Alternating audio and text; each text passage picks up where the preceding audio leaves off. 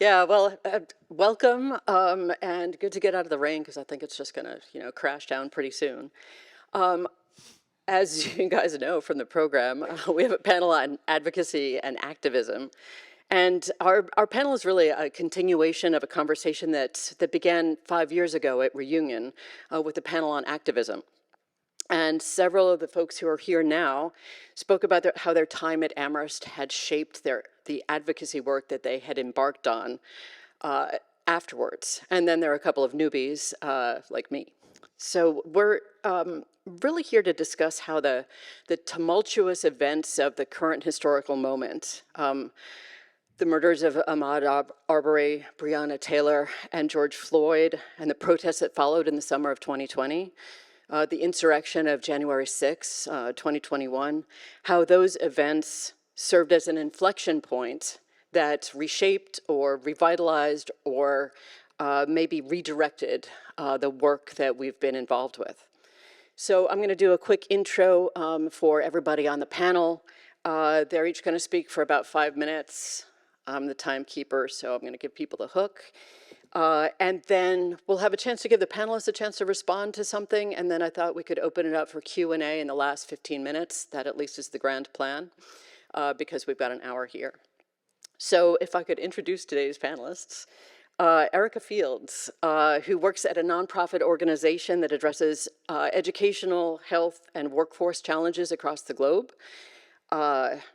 We've got me, actually I'm speaking second, so that's why I'm on the list. I'm the chair of the history department and co-founder of 1898 Legacies and Futures Research Collective at UNC Wilmington. I also serve on a couple of nonprofit boards that focus on revitalization and restoration efforts in Wilmington. We have Charles Austin Myers, founder and chair of Signum Global Advisors and member of the Board of Trustees of the Central Park Conservancy and the board of the Mayor's Fund for New York City. We also have Patty Favreau, who's a marketing and communications executive in financial services, and she serves on 3 nonprofit boards that focus on access and inclusion in the arts and in public health. And she lives on Martha's Vineyard and New York City with her husband and their 2 Black sons who deserve respect and safety. Flora Stamatiades is going to be our last speaker, and she is Associate Vice President of Leadership Transitions, the Arts Consulting Group. She is involved with, perhaps a founder of, but I never really got to the heart of it, of Broadway for Biden, and a political activist. And I am going to turn the proceedings over to Erica, who's going to introduce her work. Good afternoon. Can you hear me? So as Lynn said, I work for a nonprofit organization that addresses educational health and workforce challenges across the globe. I do research and evaluation of education programs, and I also work to build the capacity of home visiting programs to improve the lives of women, infants, and children who live in poverty. So through my work, I see a lot of the injustices and inequities in the education system and beyond, and that's what we're trying to address in our work. The one thing that always strikes me in my job is that, we're an organization of about 1,300 people who are working to make the world a better place. And when I hear of or I see people who, even people who have positions of power, looking at somebody whose life is in crisis or who is struggling with challenges, and instead of trying to make that person's life better, they choose to make it worse. So that's something that sort of drives my activism. Aside from my day job, I'm sort of, I guess I would call myself an average activist, maybe. I don't have a huge platform. I don't have a ton of money. I write my postcards. I go to protests. I donate what I can. I talk to people as I can. And a few years ago, I started also writing poems. If you came to the reunion 5 years ago, you probably heard me read one of my poems. It's sort of something I do to motivate myself to keep fighting, because it can all get really depressing at times. And like I said, I don't have a big platform. I just have a little blog with potentially no followers, so I kind of scream into the void. But I just write my emotions, and I write what I'm feeling, and I put them out there, and I hope that maybe they strike a chord with somebody, or maybe they make somebody think a little bit differently about something, or maybe they open a dialogue. And I noticed in a recent email from the college that President Elliott said, "No place and no person is too small to have a larger meaning to the world." And when I think about activism, I think that really rings true, because everybody has a talent, everybody has, different resources. And so from the small to the big, we're all sort of working together to progress forward. So, this is my little spiel if you've ever thought about getting involved in a cause, because I certainly had before the 2016 election. But I always felt nervous. I don't want to knock on doors. I don't want to talk to people. There's so much that you can do, and every little bit moves us forward. So I would say just do it. So I wrote a poem for today, and I didn't want it to be completely depressing. So I started thinking about what keeps me going and what gives me hope when things like the murder of George Floyd and the January 6th insurrection occur. So this is my poem. It's called My Journey to Hope, and I hope you like it. Oh, and I'm doing the slides for myself. Okay. I can feel his cruelty deep within my soul. I can feel their hatred swallowing us like a vast black hole. It isn't any mystery. They're whitewashing history and supporting the prostitution of our beloved Constitution. Are we hurtling towards another final solution? When I read the news, it's horrifying. Congress members routinely lying. Attacks on trans people intensifying. A Supreme Court justice with a criminal mentality, and an alarming number of elected officials untethered from reality. Making it harder for Black people to vote. Oops, sorry. It's not going, Flora. Can you do it from here? There we go. Jews, once again, the ultimate scapegoat. I'm going to need you to do that. Okay. Ignoring warnings from science and our earth. Imposing personal values, forcing women to give birth. We have unmasked the lies, the toxic masculinity, under the guise of virtuous divinity. We've exposed... Time's up? No. Is it really? Yeah. Oh my God. But we're going to give her a continuance. Give me another minute. Okay. Let's see. The backwards notion that money trumps emotion, that guns make men ferocious, that strong women are atrocious, that anyone who's not white and male is not allowed to be outspoken. But despite all this, I have hope. I can see the dawn's early light.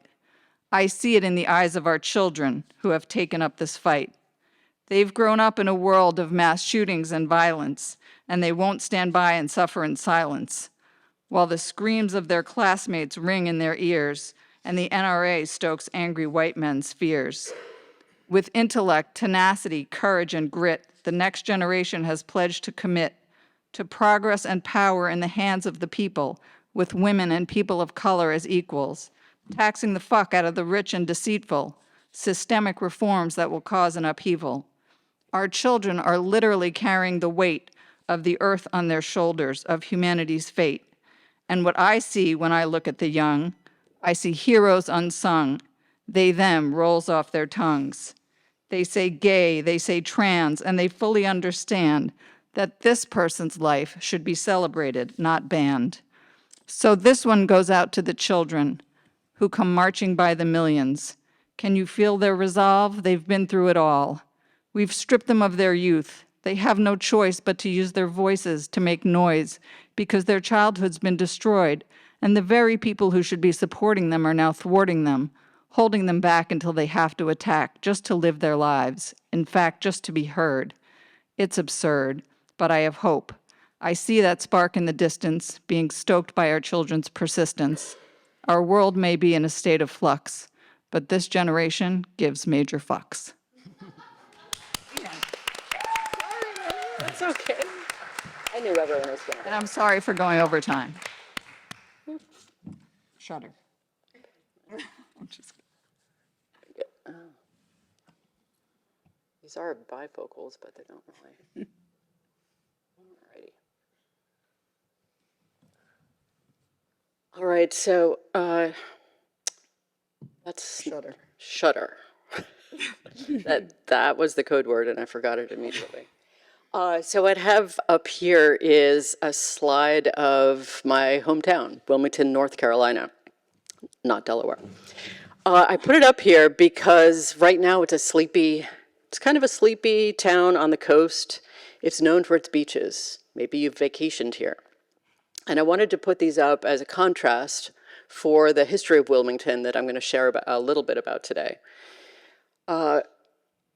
So the work that I do at UNC Wilmington is really about connecting faculty and students with community groups in the city who are dedicated to recovering the narrative and material artifacts related to the 1898 massacre and coup, and the destruction and or seizure of Black-owned property.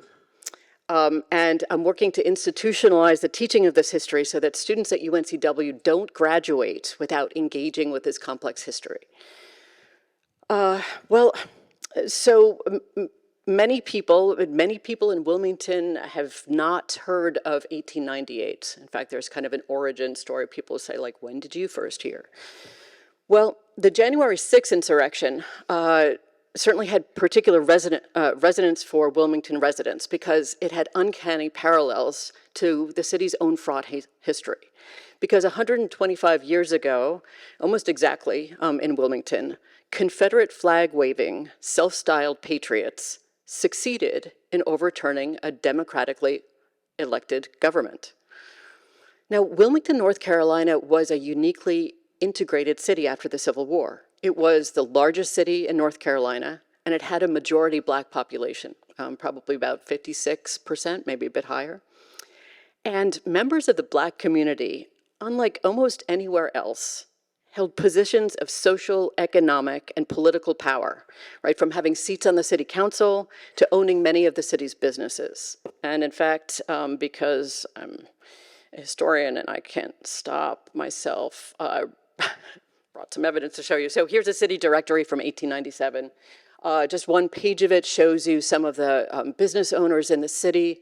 You'll see that some of those names have asterisks by them, and that's because any person of color, right, had an asterisk by their name so that the white folks who were shopping there would know where they were going. They probably knew already it was a small town, but this was the practice up until about Brown versus the Board of Ed. So up until about 1957, you find asterisks, or sometimes like C, in both the phone directory and the business directory in Wilmington. But you can see also, right, by the number of asterisks, how many Black proprietors there are. And as I said, Wilmington has a relatively flourishing middle class, Black middle class. And I don't want to paint a picture of, I just realized I forgot to start my own timer. I don't mean to say it's some kind of racial utopia. And it's not a racial, like, it's not about equality here, but I will say there are opportunities in Wilmington for its Black residents that just didn't exist elsewhere in the post-Reconstruction South. So here you have, this is the owner of the Daily Record. It's the only Black-owned daily paper in the country. So this period of stability for Wilmington's Black citizens came to an abrupt end in 1898, when that coalition of former Confederate soldiers and white supremacists led by a cabal of the city's white leaders, plotted for months to depose Wilmington's biracial fusion government. And their campaign culminated in the only successful political coup in the US. So it came about with a campaign, a racist campaign, in the months before the massacre, in which the conspirators circulated and printed and reprinted an anti-lynching editorial written by the man on the left of this slide, Alex Manly, who's the owner and the editor of the Daily Record. And Manly's editorial, by the way, suggested that white women might in fact welcome relationships with black men. This was anathema, not just in the South, just in the country. And white supremacists launched a race-baiting propaganda campaign, recruited a militia called the Red Shirts from all over the South. And on November 10th, that militia torched black neighborhoods and businesses, starting with Alexander Manly's Daily Record. Sorry, I have some bits from the paper in the summer leading up to the November massacre. You can see this white supremacist events being advertised, right, and reported on, and what you might do if you had joined the white government union. So on November 10th, those red shirts torched black neighborhoods and businesses, starting with the Daily Record. They killed scores of Wilmington's black citizens. The number is unknown. Estimates vary from anywhere from 9 to 250. They forced the fusionist city council and mayor to resign. They stripped black officials of their positions. They probably lynched some of the city's black police officers. They exiled most of the city's black leaders. And they installed their own white supremacist candidates in office. Here is a report of the day after the election. This is the day before the massacre, by the way, so they've already won the election. Wilmington has been shaped by this history ever since, right? And as scholars have shown, places with an early history of racial violence experience a legacy effect that fosters long patterns of inequity. So the 1898 massacre not only killed and displaced black people in Wilmington, but it fundamentally shaped the dynamics of the population and the governance structures for the next century. For example, the city's black population, this is the Daily Record, by the way. This is the white mob posing for photos outside of the burned out building. The printing press was on the second floor. But in terms of long-term effects, this shows, it's just, black and white citizens in Wilmington. You can see that the percentage of black citizens has gone down every decade since 1898. It's less than 18% now. It might be down to 15%. No black politicians were elected to state or federal office for decades. Black disenfranchisement became the order of the day. In 1896, there were 120,000 registered black voters. In 1902, there were just over 6,000. So the South itself, right, is shaped by this history too, because given the importance of Wilmington, it is the largest city in North Carolina, the coup was understood as a green light for other southern states and cities. I think we can say it's established the definitive rule of Jim Crow laws there for 60 years. I mean, we have white supremacists who are so proud of their success that they travel throughout the South touting what they call the North Carolina Way, which is recommendations for how states could disenfranchise their black voters. And in Wilmington, this story was silenced for just about 100 years. Barely anybody, white or black, spoke about the events that continue to haunt the city. So the summer of 2020 was an inflection point at my university, both for the institution, for students, for faculty. And, at that moment, it became clear that very few faculty were engaging directly with the causes or consequences of 1898, whether that was in the classroom or their research. And the university as a whole was in no way engaging meaningfully with this past. Its students had no idea about the history of the place in which they went to school. So a colleague and I decided to try to start to change that and find a way to ensure that our students didn't graduate without learning about the community in which they lived. And to do that, it's like, tell you at the next reunion.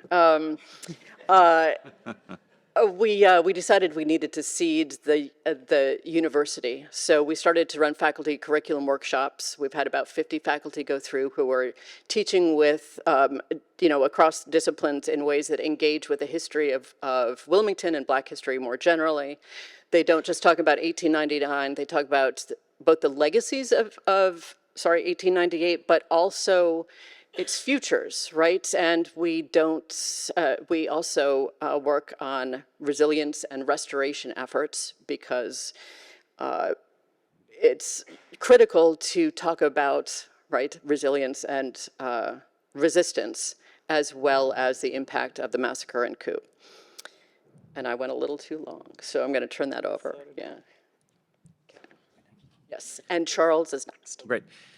Great. It's pouring, so I think we're going to be here a while, so maybe you have a lot of questions, and you probably should have gotten wine and snacks for everyone. But yeah,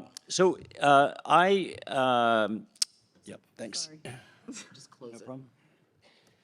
Yeah, so I've spent the last 35 years since graduating from here. I've spent the last 35 years on Wall Street, investment banking, went to Salomon Brothers right after graduating. After 2 years, took time to do a master's. I did not do an MBA. I decided to go to Cambridge in the UK to do an MPhil in history and philosophy because I figured it was probably the last time I'd use my brain again in that way. And I'm really glad I did. And then I came back to banking immediately after that and have done it ever since. Outside of work, I've been very involved in democratic politics. And the interesting thing I started with Hillary Clinton, for Senate twice, then the White House, Obama, Biden, Hillary twice actually, and then Biden again starting now for next year. And what's really interesting on Wall Street is, up until probably about 7 or 8 years ago, or actually 10 years ago when I went to Evercore, which was run and still is run by 2 Democrats, I was actually kind of in the closet about being a Democrat because I was in such a minority, and it was really sort of frowned upon in a way to be politically engaged or involved at all. And if you were, you really were expected to be a Republican. So it's kind of interesting. And I was, very out and very visible in a lot of these campaigns. So even that was kind of interesting, having to kind of navigate, my career and also really stick to what I believed in and spending a lot of time outside of work on it. And then I got to Evercore, and I got to come out of the closet on that because the CEO and the chairman were Democrats, so it actually became very easy. But my involvement in politics started here, and I always like to tell this story. I have 4 kids, actually. My daughter just finished her first year here, so I'm a parent, a class of 26, very exciting. Thank you. Thank God for Legacy. I know it's one of the last. There we go. God says you're welcome. There we are, either God or Peter Pouncey. There we are. So anyway, and she's loving it, by the way, so which makes me very happy. But I got involved. I started and got involved in politics right here, and it was 1984. And you may remember, Mondale-Ferraro. Horrible campaign. Mondale lost in the biggest landslide, literally in modern history. Literally, he carried the state of Massachusetts. I think he even lost his own state. It was an absolute disaster. But Ferraro came to UMass Amherst, and one of our classmates, Audrey Kusserow, you may remember, was a family friend of Geraldine's, and I got to work because of that as part of the advanced team at UMass, and I got to meet her. Is the point of the story, which is I was so impressed by her, not only in person but by her speech, that it was very. I was like, I'm going to get much more involved in politics. So from that moment on, I started getting much more involved, and what I have focused on since that day is doing everything I can to elect more women. That's literally my biggest issue, the thing I spend the most amount of time on in politics. And I'm still convinced that we will have the first woman president from the Democratic Party. I'm still very optimistic and hopeful on that, and it's most likely going to be Kamala. And happy to debate that with anyone, but I am excited about that. The other thing I wanted to mention, though, is part of the reason I'm so passionate and so committed to electing more women is for two reasons. One is when more women are in the room and in positions of authority and decision making, we get to much better outcomes. Like it's proven, like, study after study, I can tell you empirically, I was very lucky in my career because my very first boss was an ex-Army guy. Wall Street loves hiring student athletes and former military people. The first group is relatively okay. The last one's really knocked sometimes. I had a really bad one. And he really was a really, quite difficult guy. But from that experience, I then, out of pure luck, the next two bosses for 10 years were two women back to back, like totally randomly, who were the most incredible bosses I've ever had in my career. And that experience also really shaped kind of my view on, when women are in positions of authority, they do things like help lift up the team. They don't lead the team with their ego. They don't need to be right in every single meeting. And they created a much better culture on the desk, for example. And so in my career on Wall Street, I was known as being a huge proponent for DEI long before DEI was a thing. I'm very proud of that. I've hired probably more women than most people in my position over the years, and promoted women into very senior positions, and will continue to do so. I think it's really important that we all keep focusing on that. I also just want to say that, when I was here, I was in such awe of these women right up here. I mean, it is incredible, and still am, the smart, strong, impressive women that I went to school with. And we have Jen Cody here also, by the way, who's an incredibly well-known, best-selling author, by the way. No, I'm just singling you out because another rock star from our class, another woman rock star. And I'm very happy to be the token male on this panel, by the way, just FYI. Yep, I am very proud of it. For far too long and way too often, it's the other way around. So, but I'm in awe of these women. And lastly, I'd just say that we still have a lot of work to do. And my kids are so tired of hearing this, me say this, but as I've gotten, older and further along in my career, I've actually become more progressive. And it wasn't only because of Donald Trump, which certainly accelerated some of that. It happened long before that, and I feel even more strongly today, because typically people in my position tend to become a little more conservative, and you care more about not paying tax and everything. And I've really gone the other way. And the reason I think it's so important is how much work we have to do. If you really look at what's happening post-Trump and the fact that he may win the Republican primary, you look at what DeSantis is doing in Florida, whether it's banning books, prohibiting women's right to choose, attacking the LGBTQ community, supporting, literally gun legislation or prohibiting any kind of gun safety legislation. And very importantly, it's not just Florida, but also rolling back or restricting voting rights. We have so much work to do. And I'm in the fight. I'm very optimistic about it. And I'll end on this. The reason I'm optimistic is I look at my 4 kids, and they are so politically engaged in a way that most of my generation, our generation, wasn't. They are incredibly engaged. And as Erica said, they don't look at the world through these sort of labels. They're incredibly accepting and forward thinking, and I think that's incredible. So I'm very optimistic about our future. Donald Trump's not going to win. He may win the primary. He's not going to win the White House. Biden and Harris are very likely to win re-election, which I think is a good thing. And while we hopefully achieve that, we have a lot of work to do at the state level to stop this incredible assault, especially legislative assault, on our basic freedoms. So I'll hand it off to Patty. Thank you. Hi, everyone. I'm Patty Favreau. I was Patty Spencer way back in the day when James Taylor was the only music I used to listen to here at Amherst College. It's a pleasure to be here. And speaking of tokens, here I go. So when George Floyd was murdered on the street and the videotape of that went viral, I was bombarded. My sons and I were bombarded with phone calls and texts and snaps of really well-intentioned white people sobbing, just completely in shock that this happened. They were sad, they were angry, they asked us what they could do to help, they asked us what we were doing to help, and quite frankly, it was all incredibly overwhelming. I felt suffocated, I felt angry, I felt sad, I felt invisible. I mean, the people calling us, anybody who has my phone number or my text, and Lord knows anyone who has my Snap, as somebody that knows me well, these are people who I thought were paying attention, but somehow they had completely forgotten about Eric Garner, about Trayvon Martin, about Rodney King, about DJ Henry, about Sandra Bland, about Emmett Till. George Floyd has happened before, and sadly, George Floyd will happen again. It's horrible every time it happens, but I sat there flummoxed that people seem to have forgotten about these acts of racial violence. So I had to take a beat. I had to put my mask on first, which they tell us to do every time we get on a plane. I had to take care of myself for a few days. I took long walks. I spent time with my family. And then I decided to do what the poet David White tells us to do, which is to start close in, to take the first step, not the second or the third step, but to walk on the pale ground beneath our feet, to take the steps we don't want to take the steps to start a conversation. This is not a direct quote, but you get the gist, to start a conversation. And so when my son invited me to go to a Black Lives Matter protest, I had avoided those protests for days.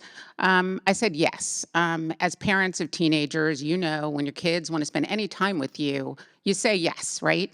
But he was feeling vulnerable, and I wanted to keep him company. So I went to my first Black Lives Matter protest. I live on Martha's Vineyard year-round with my family. I'm one of those 18,000 people who call Martha's Vineyard home. And we went to a protest in Oak Bluffs, Massachusetts. We walked for 2.5 hours with hundreds of people, mostly white, that had these like beautiful, elaborate signs and really emotional chants. They were saying, "George Floyd, say his name," or "Black Lives Matter," and other things that rhyme. They were singing songs that Martin Luther King taught them how to sing. And in that 2.5 hours, not a single person looked at my son and me. Not a single person asked us our names. And in that moment, I was reminded what racism feels like for real. Racism is not as loud as the past few years has led us to think it is. Racial violence is horrible, of course, but racism is usually quite quiet. Racism is up on the Upper West Side, a bunch of parents who were so proud and happy to have my sons come visit them in their homes, but who expressed reluctance, and some who outright refused to send their kids to play dates in our home in Harlem. Racism is my parents' friend who asked my children's, not my mom's friend, my children's friend's parent, who asked him during a play date how come he didn't pass for white. I am married to a white man, a wonderful white man, and one of my kids is very light-skinned.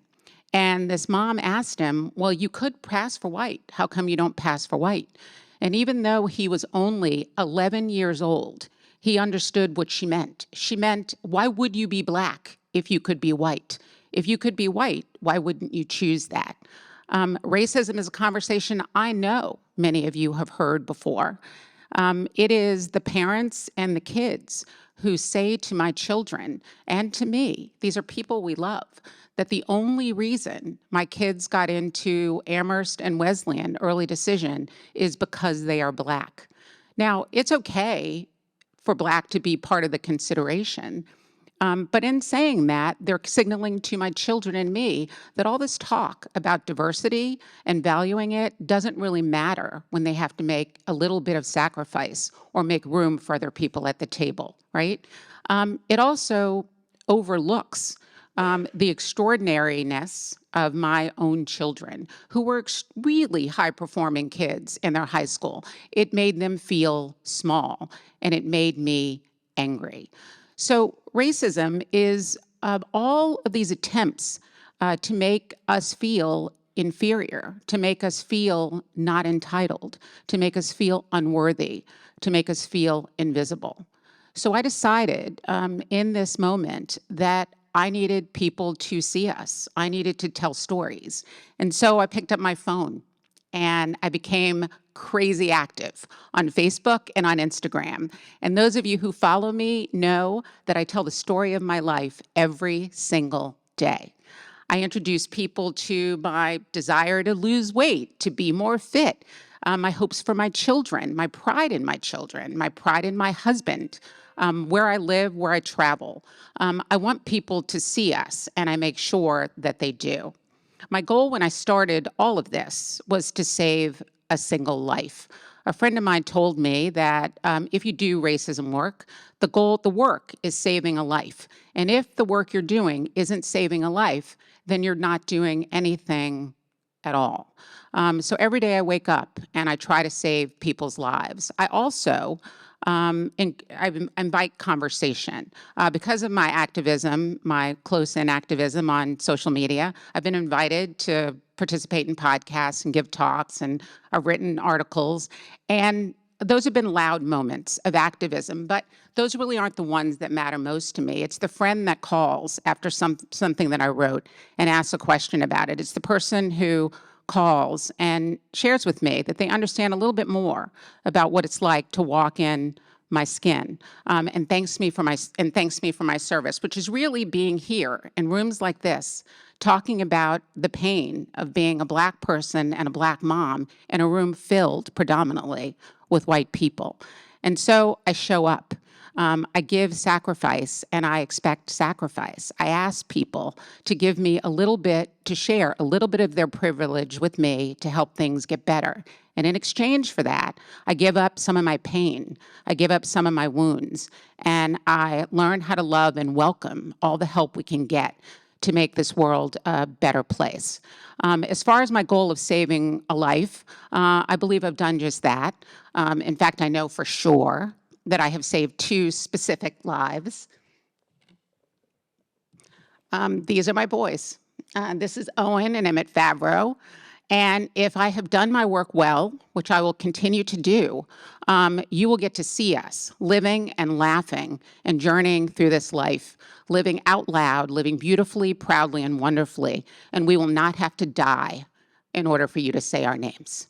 Thank you.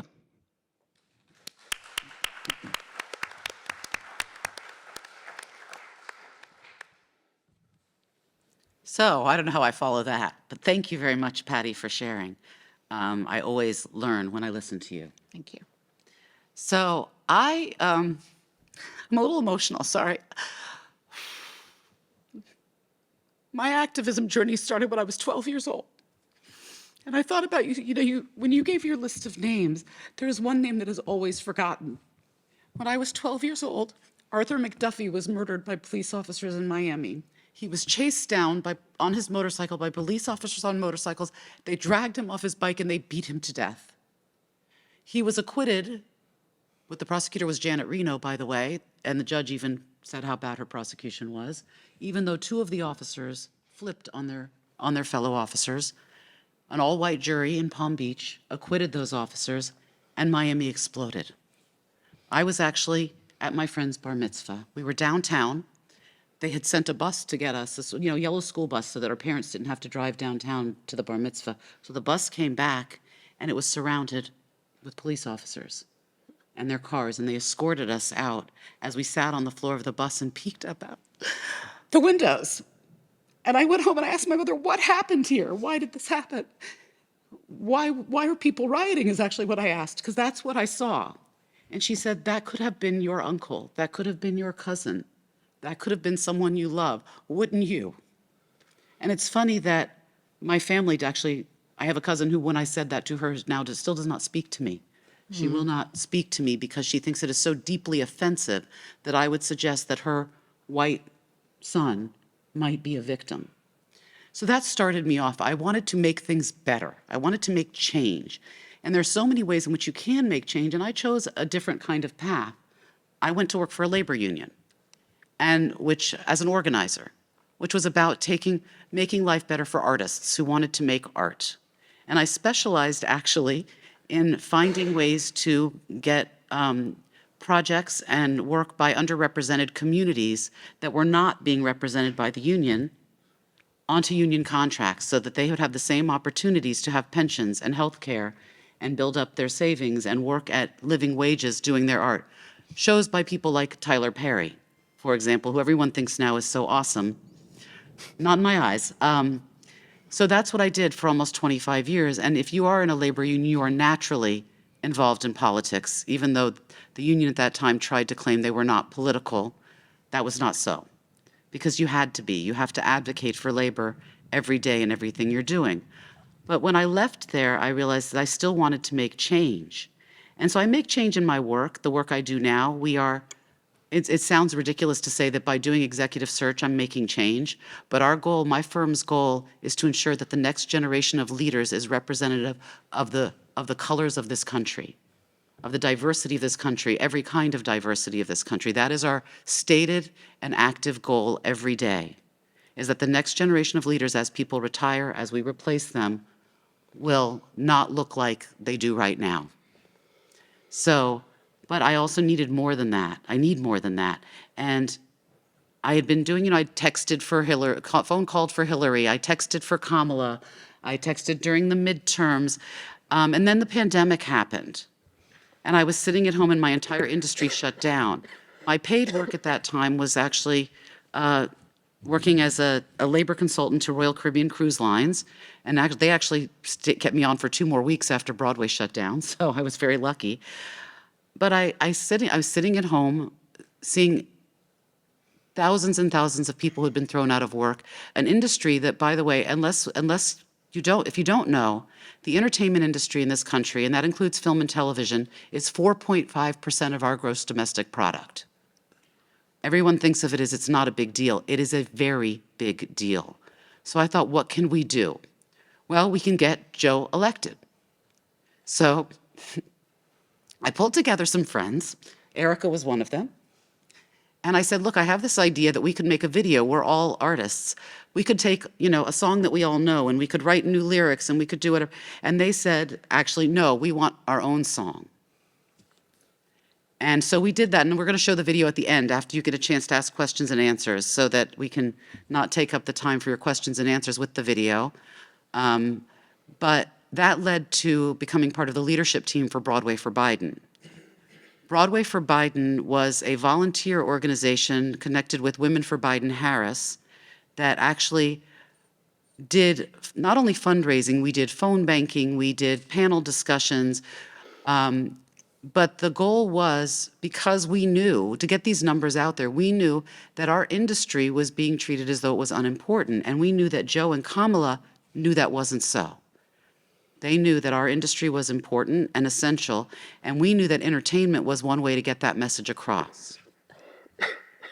So we did this right up through until the Georgia vote was final. We continued our work. We got all kinds of stars to come on and actually call people. People were getting calls from people like Bradley Whitford was making phone calls for Biden. And they would come on Monday nights, because that was traditionally the dark night in theater. So even though they weren't working, we did it on Monday nights. And we would have, we're going to have To Kill a Mockingbird versus The West Wing. Who can make more phone calls in this 2-hour phone bank? And Aaron Sorkin came on and gave a message about why this was important. So that was one example, because that was the last one, which is why I used it. We did that for a year. And we just actually, I'm going to just finish with saying we actually had a kickoff meeting yesterday to plan for what we're going to be doing for the next election. So that is my activism. That is my way to make change. And I will shut up, but I just remember, Lynn, leave me 5 minutes at the end for my video. Okay. Absolutely. Just any final thoughts from any of the panelists, or we could? Can I raise actually one more quick thing, because it also picks up on what Flora just said, but I have a lot of friends and family. Actually, most of my family are Trump supporters. So I get a lot of friends sending me emails when they're pissed off about something. Look at what DeSantis is doing. Look what Ted Cruz is doing, and look at and my family send me the opposite, which are all these conspiracy theories, which they genuinely believe in, which is actually really amusing. But But what I always say is, if you're pissed off, if you're angry about what you're seeing out there, get involved, right? Like, I know it's really obvious, but you don't have to, you don't have to have a lot of money. You don't have a lot of time, but reach out to your member of Congress, hold a fundraiser for him or her, get involved in the presidential. I also say, if you're a Republican, get involved, because I'm assuming if you went here, you're probably a moderate Republican, probably leaning somewhat moderate. And I always say, if we're going to lose, if the Democrats are going to lose, let's lose to rational Republicans, so get involved. That's all I could say. If you're pissed off, forwarding emails, ranting on Facebook, all that stuff doesn't make any difference. What really makes a difference is getting involved in campaigns. The only other thing I'd like to add is, we've talked about hope in the youth, and I think that's really real. But I just want to share personally, when it looked like we were going to hell in a handbasket in 2016, we went here, and we know the motto, Terra Siradiant, which is letting your light shine out there in the world. But when the light seemed to dim, I just want to share that I reached out to people here on this panel to give me a little bit of hope. I called Charles and said, what are we going to do, and how can I help? And Flora, I need to see some shows and take my head out of the gutter. I met Erica at a protest and stood next to her and Danella and called for change. And so there's hope in us too. And I just want us to remember that. I'm just going to say, vote for Joe and Kamala, and then after that, we'll be voting for Kamala. At least I do. Let's take questions. Sure. Yes.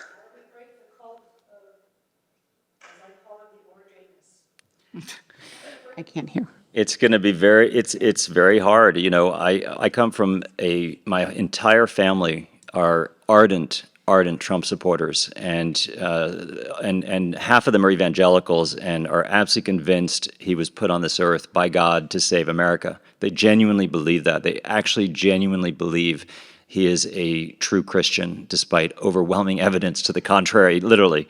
And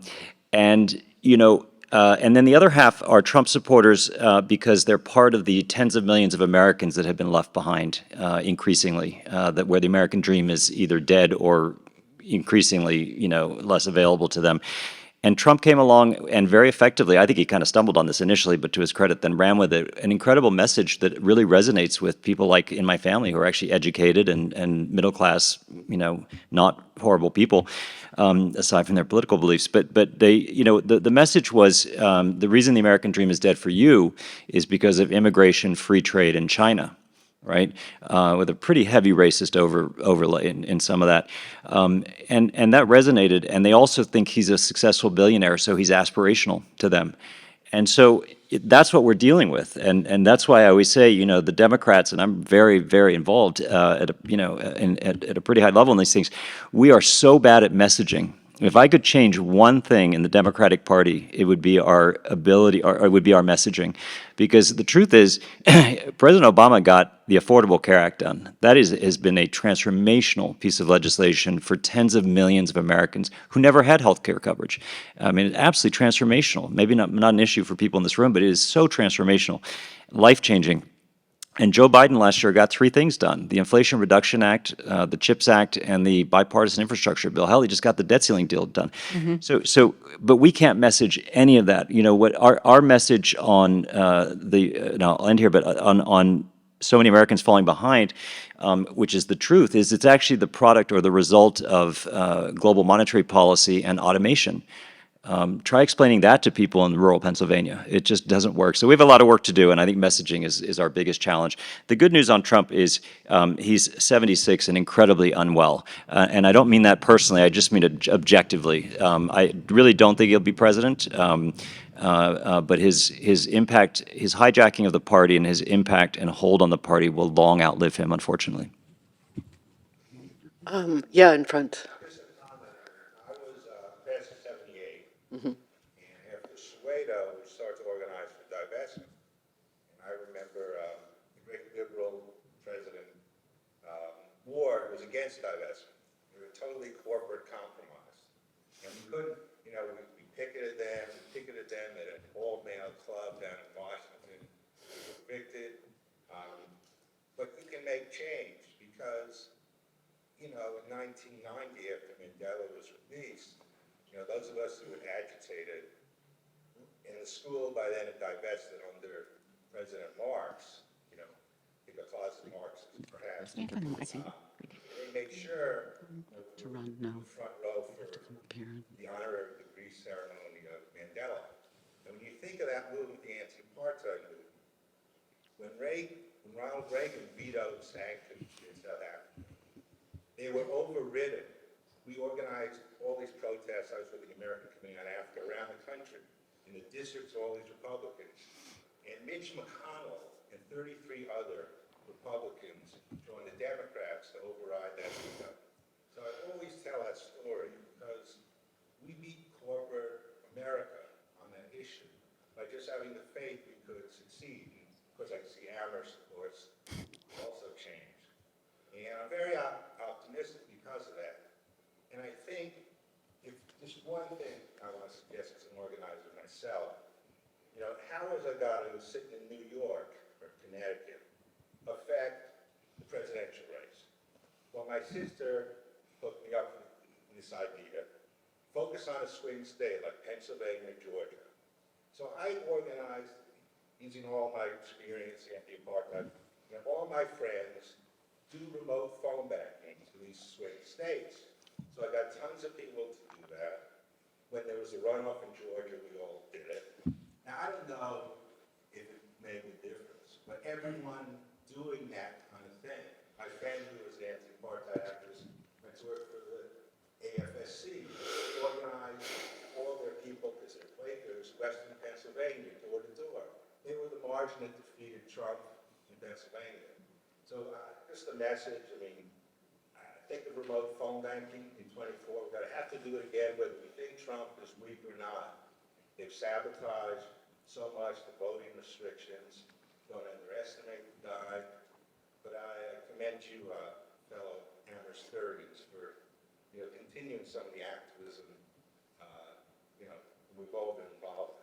I know I have a question, but. Nevada had a question.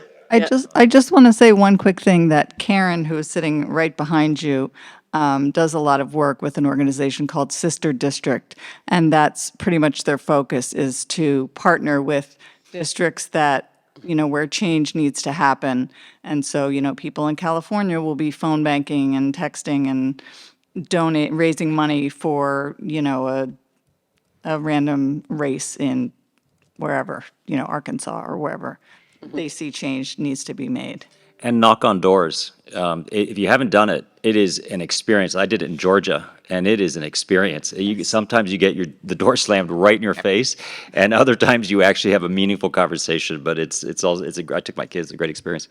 Yeah, and I will say, just as somebody who lives in the provinces, how essential it is that that we get out into those swing states and out of the coastal cities and out of a comfort zone for wherever we are, because we can talk to each other all day long, but that's not really going to change hearts and minds. So, Nevada had a question. oh, I'm sorry. Yeah, please. The issue about the Democratic tender, right? Now I speak as although I'm a foreigner, a lot of my black relatives, Jamaicans live here. And the issue of transgender, which is very clearly part of the Democratic agenda, does not sit that well with black people, especially religious black people. There's a lot.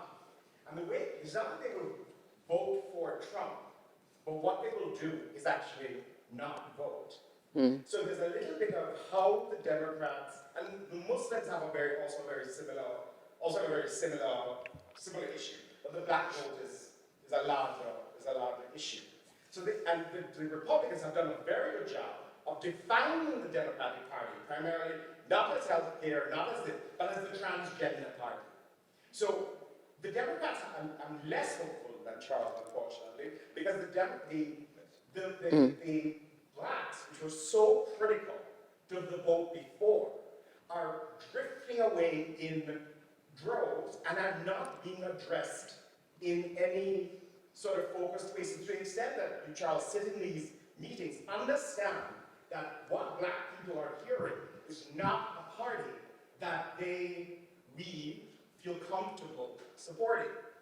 And it has to be somehow part of the mixing, I don't know if you would agree with me or not agree with me, but, just put me on the spot. What do you think?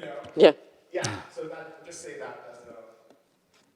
Yeah, I mean, I think good politics, good messaging, which definitely happens on the right side of the aisle, and it does not happen on the left side of the aisle, focuses on the scarier parts of the other party's message.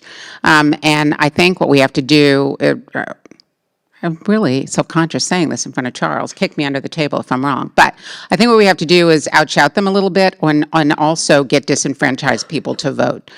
Younger people are very supportive of trans rights, right? So maybe we stop focusing on the older religious Black voter.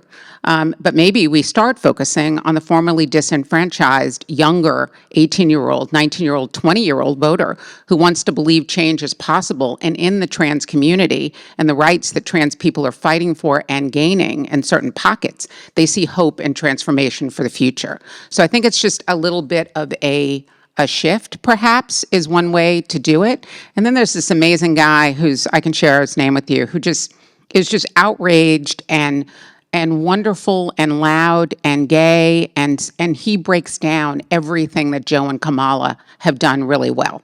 And he will say, my grandmother said this, but what about this, what about this, what about that? And so I think it's just staying on the points that we resonate to some, admitting that there's some votes that are just gone from days gone by, and focusing on the people that we have yet to activate, maybe former Bernie supporters who might come over if they know the Democratic Party is more aligned with these views. And getting young people to getting young people to register to vote, because when young people vote, they vote almost 80% Democratic today, because there are issues they care about. They actually don't identify as Democrats, but the issues they care about: climate change, guns, equality, choice. All of these issues, they're not 100% aligned with the Democratic Party. One other thing I'd say, I'm very critical of the Democratic Party because we need to really also grow a spine. It is absolutely outrageous how we are always on the back foot, not only on messaging, but we're always on the back foot. And so, I make this case a lot on conference calls and in meetings with the party. But unfortunately, the party still is mainly dominated by a much older generation, and that's changing. But as you know, our candidate is 80 years old. So it's going to take some time. But I'm with you, and I think we need to be tougher. But lastly, we cannot not absolutely advocate for trans rights. As a party, we have to, because it was the same argument that was made, not that you're making this, it was the same argument that was made when we came out for marriage equality. It's the same argument we're making for a woman's right to choose. We have to come out vociferously and unconditionally for trans rights, and we will. Yeah, and I just want to add something. I think, Lisa, did you have a question after I make my comment or no? Okay, and maybe that could be the last question, and then we'll show Flora's video. Yeah, so I'm just going to add something to what Charles said. The fact is, you have to do what's right. It sounds so banal, but it is not. The Democrats need to figure out how to message that this is the moral thing to do, to support these humans who live by us and are part of our world, and then maybe keep your nose out of their personal life inside their house or even on the street, and think about that they are a human being that needs our support. But sometimes it's like I literally mean that. Sometimes you have to just do what's right. And that's risky and it's hard and it's scary, but you have to. And one last thing, when Democrats vote, Democrats win. So turnout is key. Lisa. Yeah, I was going to ask, it's really clear from the demographics that Gen Z particularly, more likely to be biracial, less likely to be religious, identify with any kind of religion, more likely to have relationships across gender and racial and religious lines, right? Like, these are the people who are going to, we could just wait for everybody else to die. That's a good strategy. Yeah, but they've gerrymandered it in Canada. Gone now the judges. Where you ostensibly learn to think about these things, right? How can we support the college and institutions like it to really make this a focus of education, right? How do you understand this information? How do you understand the moral thing to do? How do you operationalize that instead of writing essays? Yeah, I'm, as I said, I know we've said it, I'm very I have 4 teenagers, and 2 of them can vote now, so they're actually slightly older, but, my oldest is 21, I have a 19-year-old. But they, as I said, they are so politically engaged, and they really don't identify with either party. They really identify along, according to issues. And as I said, those issues, they're 100% aligned with the Democratic Party. The issue, one of the problems we have is our president's 80, and my kids are like convinced he's going to die every time he speaks. It's like, or, the man can't even stand up. It is so, like, we're really good on the issues. We're really good on things that they are so passionate about. But unfortunately, our current president and candidate does not inspire them. So the key is to get them to register. And universities and colleges are getting better. I don't know how Amherst is on that, we should find out. But universities are getting better. When they register, even if they register independent, they vote Democratic. All right, so I'm just going to share something with you that took a lot of time and energy, and I hope you'll enjoy it or appreciate it at least.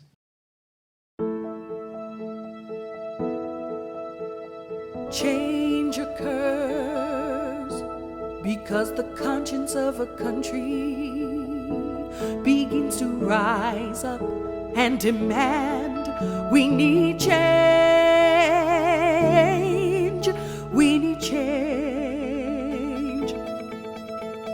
Change occurs because the people of a country begin to wake up and understand we can change. We must change. We're in a battle for the soul of the nation. Let us stand by this solemn word. We're in a battle for the soul of the nation. Let democracy be heard.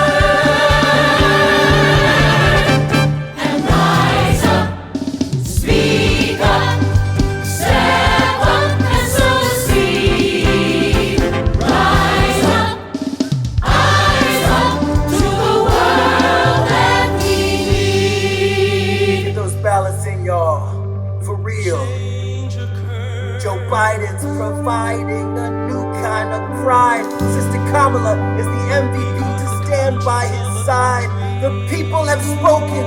It's time to transform to the top, because the bottom can't take anymore. So it's time we united to get some relief on the day when they'll hear when we say we can't breathe. We're one and for all. If together we stand. It's time we got heard when we make our demands. If you're ready for truth, then the vote's how you choose. No more lying, polluting our minds with fake news. We can end these fatalities. Please cease this brutality. Peace is the policy to save our humanity. Rise up believing we can fly. Speak up and raise your voices high. Step up, it's up to you and I. Eyes up until we reach that prize. Yeah, that's what I'm talking about. Eyes on the prize, y'all. Let's get